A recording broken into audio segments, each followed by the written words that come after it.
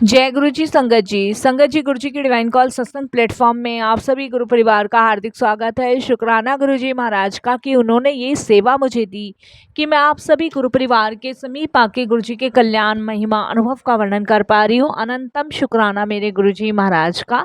संगत जी, आज का जो सत्संग मैं आपके साथ शेयर कर रही हूँ वो प्रीति गर्ग आंटी का है। इन्होंने पहले भी अपना सत्संग गुरुजी के यूट्यूब चैनल पे शेयर किया है, तो आज फिर वो इसी प्लेटफॉर्म पे गुरुजी का सत्संग शेयर कर रहे हैं।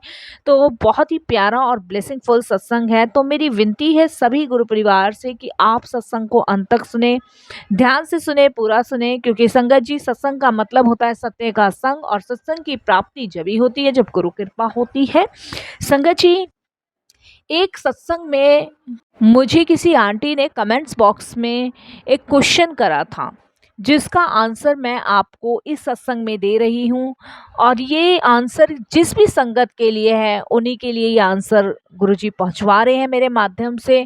संगत जी, उन आंटी का क्वेश्चन था कि आंटी, सतगुरु और गुरु में क्या अंतर है? तो संगत जी, मैं आपको बता दूं, सतगुरु और गुरु में बहुत अंतर है। क्योंकि जो गुरु होते हैं वो सिर्फ हमारा मार्गदर्शन करते हैं, वो सिर्फ हमें रोशनी की किरण दिखाते हैं, हमें सही मार्ग दिखाते हैं।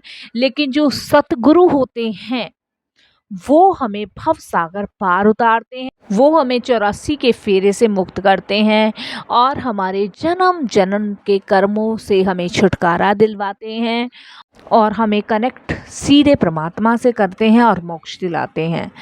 तो संगत जी, जिन गुरु जी से हम जुड़े हुए हैं वो सतगुरु हैं, यानी कि पूर्ण गुरु, जिन्हें पूर्ण गुरु की प्राप्ति है। इसीलिए संगत जी, ये आप समझ गए होंगे कि सतगुरु और गुरु में क्या अंतर है। इस घोर कलयुग में आपको गुरु मिल जाएंगे, लेकिन सतगुरु की प्राप्ति आपको जब ही होगी जब आप पे परमात्मा की कृपा होगी। तो मेरे इस जवाब से ज़रूर आप संतुष्ट होंगे। अगर किसी और भी संगत का कोई भी क्वेश्चन है वो कमेंट्स बॉक्स में लिखिए, मैं ज़रूर रिप्लाई करूँगी। और अगर आप भी अपने अनुभव सत्संग शेयर करना चाहते हैं तो हिंदी में साफ राइटिंग में आप लिखिए, और जिससे आपके सत्संग के माध्यम से जितनी भी संगत आपका सत्संग सुनेगी उनका भी कल्याण होगा और आपका भी। क्योंकि गुरुजी कहते हैं सत्संग सुनने वाले का भी कल्याण और करने वाले का भी कल्याण। और संगत जी, अगर सत्संग आपको पसंद आए तो आप इसको लाइक कीजिए, चैनल को सब्सक्राइब कीजिए, वीडियो को ज़्यादा से ज़्यादा संगत में शेयर ज़रूर कीजिएगा और बेल आइकन दबाना बिल्कुल नहीं भूलिएगा, क्योंकि जब भी कोई लेटेस्ट सत्संग आएगा उसका नोटिफिकेशन आपके पास आएगा।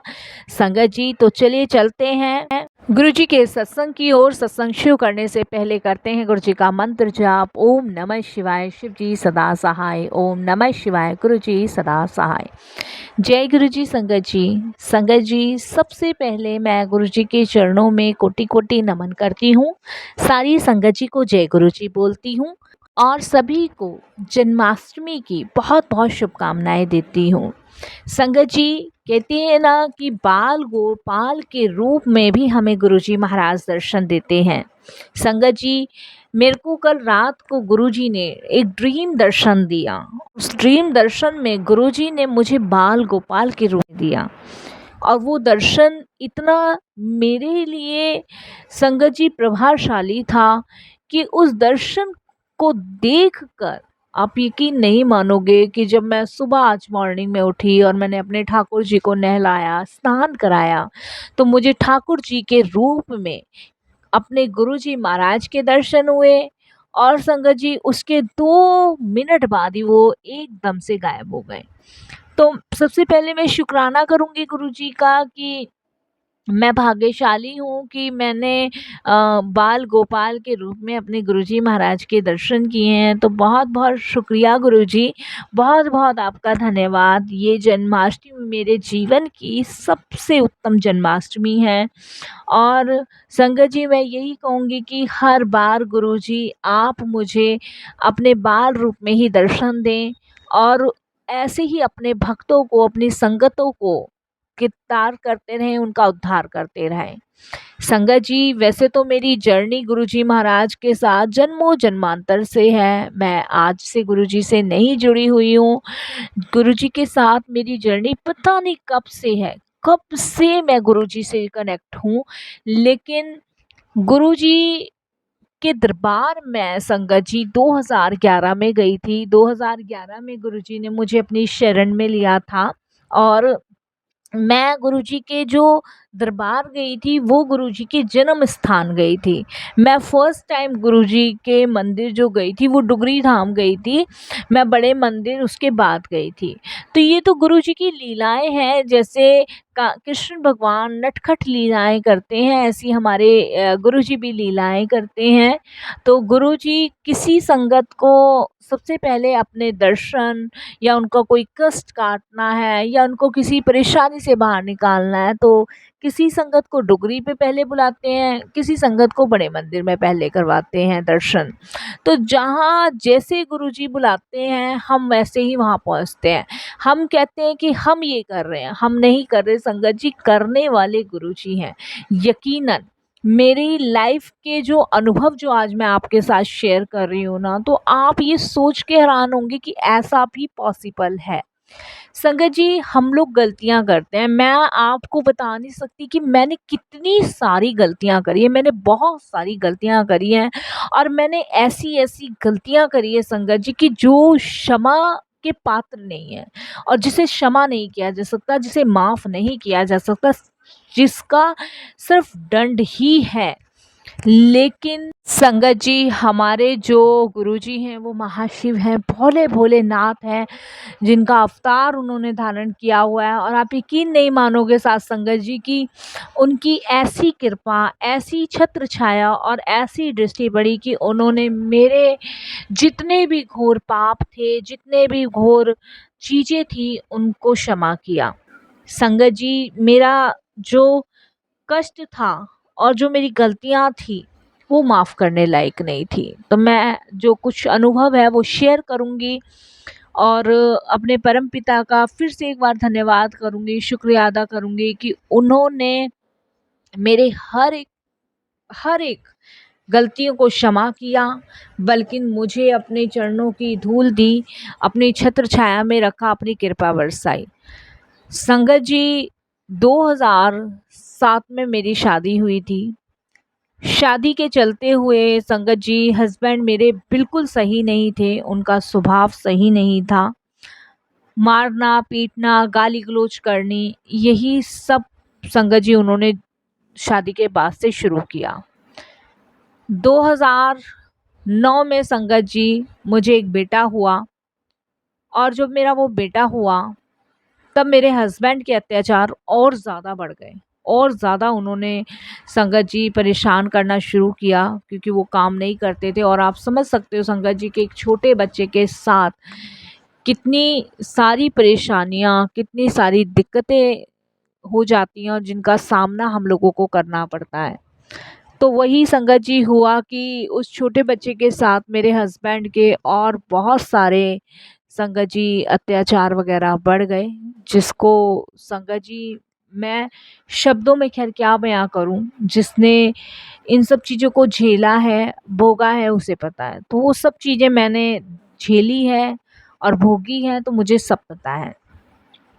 संगत जी, जब मेरे हस्बैंड के अत्याचार वगैरह बहुत ज़्यादा बढ़ गए तो मैंने अपने हस्बैंड को छोड़ दिया और मैं अपने बेटे को लेके संगत जी किराए के मकान में जाके रहने लगी। क्योंकि संगत जी, शादी के बाद कोई भी आपका साथ नहीं देता, ये आप ध्यान रखिएगा।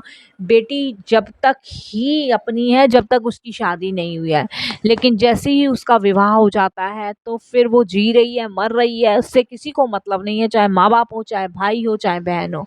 और वही संगत जी कुछ मेरे साथ हुआ। शादी के बाद मेरी फैमिली को मुझसे मतलब नहीं था और उसके बाद संगत जी मैं अपने बेटे को लेके अलग हो गई।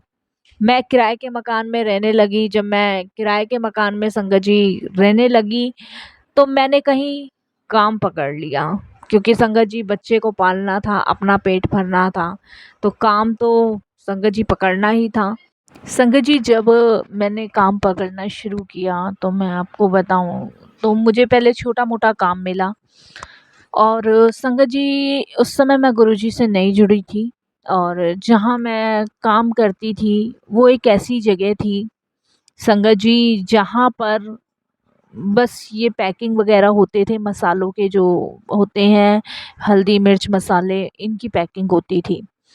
तो संगत जी वहाँ काम करना मैंने शुरू किया और बेटे को संगत जी मैंने आंगनवाड़ी में डाला था क्योंकि आंगनवाड़ी जहाँ जिस घर में मैं रहती थी किराए पे उसी घर के बाहर आंगनवाड़ी खुली हुई थी, तो मैंने वहीं डाला था। तो संगत जी आंगनवाड़ी में जो थे वो मेरे बच्चों को सँभालते थे क्योंकि पूरे दिन वो आंगनवाड़ी खुली रहती थी, तो पूरे दिन मेरा बेटा वहीं बैठता था, वहीं खाने को मिल जाता था। तो ये था कि सुबह मैं 10 बजे जाती थी और 5 बजे मेरी उस फैक्ट्री से या कंपनी कह लीजिए उससे छुट्टी हो जाती थी। संगत जी वहाँ मुझे 5,000 रुपए मिलते थे।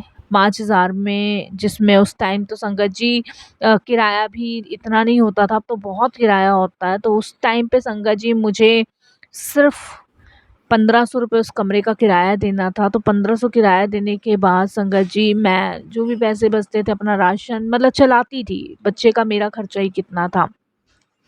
संगत जी समय कटता रहा, समय कटने के बाद संगत जी जिस मसाले की फैक्ट्री में मैं काम किया करती थी, वहाँ पे संगत जी एक लड़का था और संगत जी वो वहाँ के फ़ोरमैन थे। संगत जी मुझे नहीं पता था, बिल्कुल भी नहीं पता था और संगत जी उन्होंने ऐसे ही जैसे अब काम करते हैं तो पूछना शुरू कर दिया कि कौन-कौन है? तब मैंने उन्हें बताया अपनी चीज़ें इंसान दुखी होता है तो सारा कुछ देखिए बता ही देता है। तो पता लगने के बाद संगत जी उन्होंने मेरे साथ हमदर्दी दिखाना शुरू किया।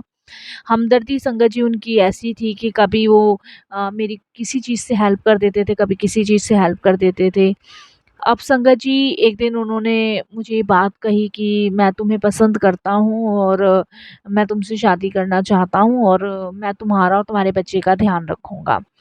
संगत जी मैंने उन्हें मना भी किया, मैंने कहा नहीं मैं शादी नहीं कर सकती, मैं ऑलरेडी शादीशुदा हूँ भई मेरा एक बच्चा है, जब पहले पति ने इतना सब कुछ कर दिया तो मेरा विश्वास नहीं है। तब संगत जी उन्होंने ये बात मुझे कही कि नहीं मैं पूरा ध्यान रखूँगा, मुझ पे विश्वास कर सकते हो।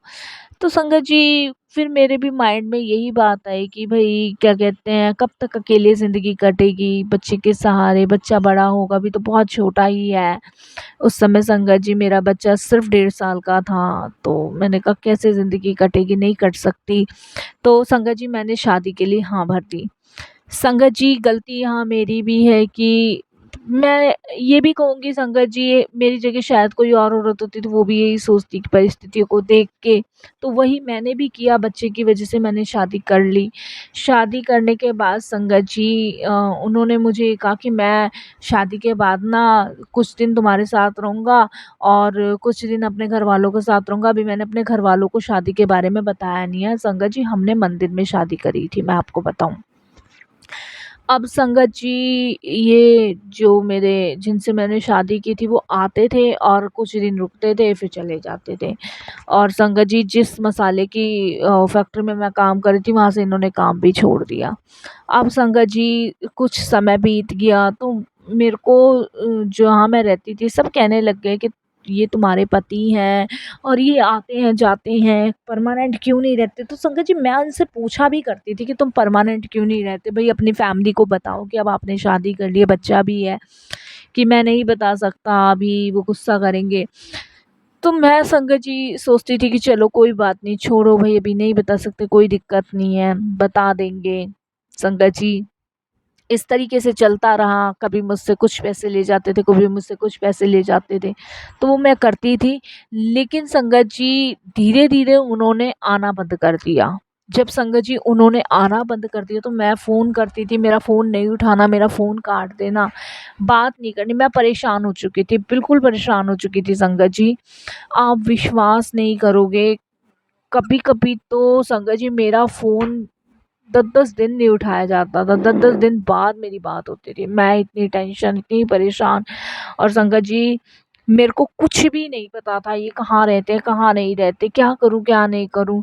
तो संगत जी जिस मसाले की दुकान में मैं काम करती थी कंपनी में, वहाँ पे एक अंजू आंटी थी। तो संगत जी उन्होंने उन क्योंकि कंपनी में किसी को नहीं पता था कि मैंने इनसे शादी करी हुई है, किसी को नहीं बताया था और मुझे ही बताने को मना किया था इन्होंने। तो संगत जी फिर उसके बाद जब वो अंजू आंटी मुझे देखती थी कि मैं परेशान हूँ, तो एक दिन वो मेरे पास आई और मुझे बोलती हैं कि तुम बहुत परेशान लगती हो और मसाले भी गलत भर देती हो। क्योंकि संगत जी मेरे से मसाले भी गलत भर जाते थे, मिर्च वाली पन्नी में जीरा। तो वो कहती थी कि काम क्यों नहीं कर रही हो ठीक से, क्योंकि उनके बाद जाने के बाद वही फोरमैन बन गई थी। तो मैंने उनको बताया कि मेरे हस्बैंड ऐसे-ऐसे नहीं आते। तो कहती क्या करते हैं तुम्हारे हस्बैंड? तो मैं चुप हो गई।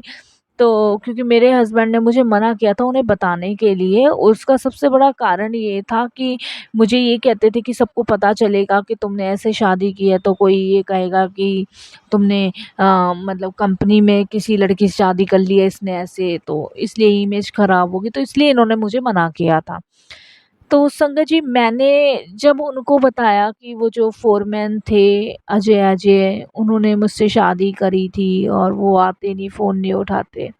तब संगत जी उन्होंने बताया कि तुमने अजय से शादी करी है? तो संगत जी जब मैंने कहा हाँ, मैंने अजय से शादी करी है, मंदिर में हम लोगों ने शादी करी है।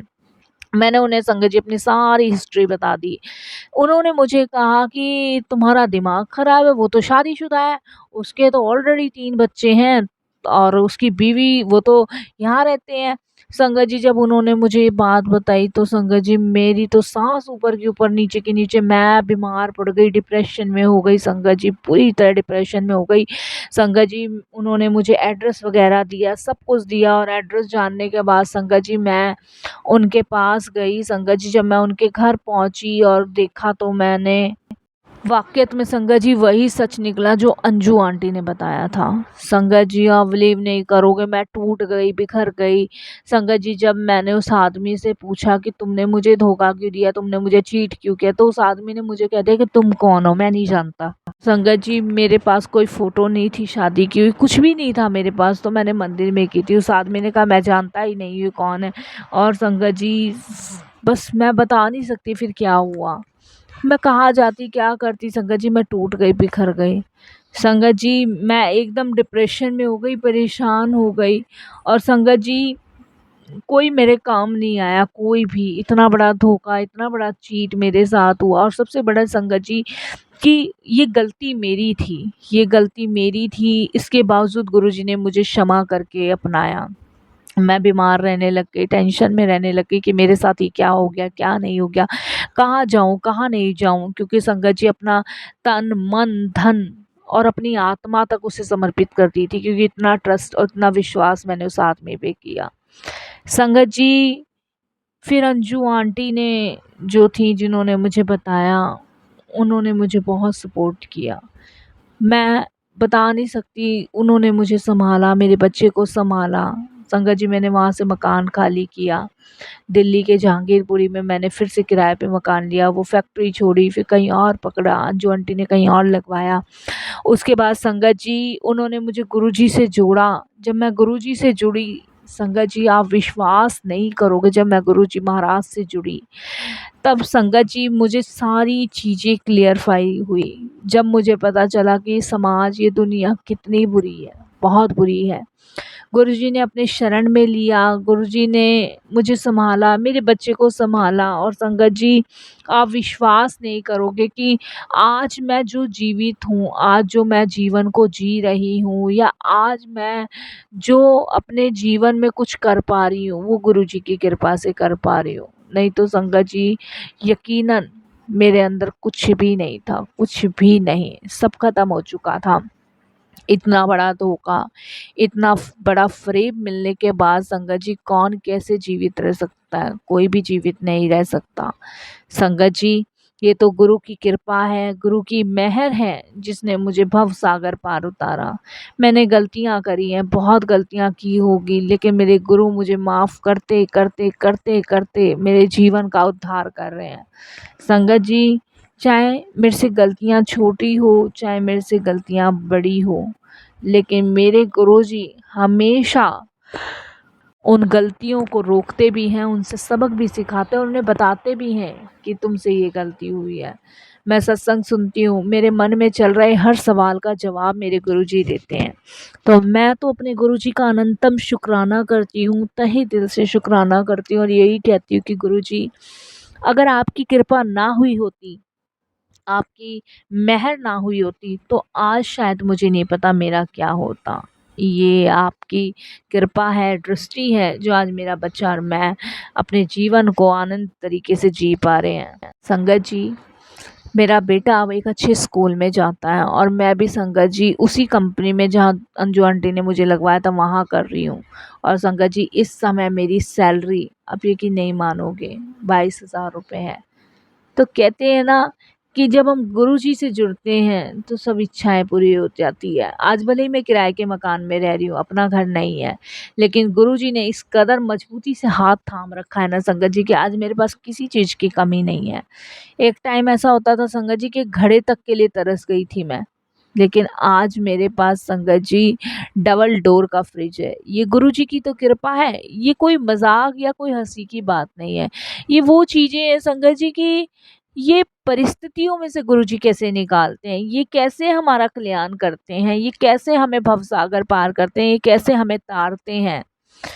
मेरी गलतियों को क्षमा किया मेरे गुरुजी ने, क्योंकि संगत जी मैं तो इसे गलती मानती हूँ कि मैं किसी के प्रेम में कैसे पड़ गई। मैंने कैसे किसी के से प्रेम विवाह कर लिया, मैंने कैसे अपनी किस्मत से ज़्यादा उस आदमी पे विश्वास कर लिया, कैसे मैंने अपने भगवान से ज़्यादा उस पे विश्वास कर लिया। संगत जी, ये मेरी गलती ही तो है जिसे मैं भोग रही हूँ और क्षमा मांग रही थी गुरुजी से, और उन्होंने क्षमा किया भी। गुरुजी का मुझे मैसेज आता है कि मैं तेरा साथ, तेरा हाथ कभी नहीं छोड़ूंगा, क्योंकि अब तू मेरी शरण में है। संगत जी, मैं सत्संग में जाती हूँ तो बस यही मुझे भाव आता है कि मेरे गुरुजी ना होते तो मेरा और मेरे बच्चे का क्या होता। संगत जी, कृष्ण जी ने मुझे गुरु जी की छवि दे दी, क्योंकि संगत जी मैं कृष्ण भगवान को बहुत मानती थी शुरू से। और कल जन्माष्टमी से एक दिन पहले उन्होंने मुझे बाल रूप में दर्शन देके तो मेरा जीवन ही धन्य कर दिया। बस मैं यही कहूँगी कि गुरु जी सदैव आप साथ रहिएगा।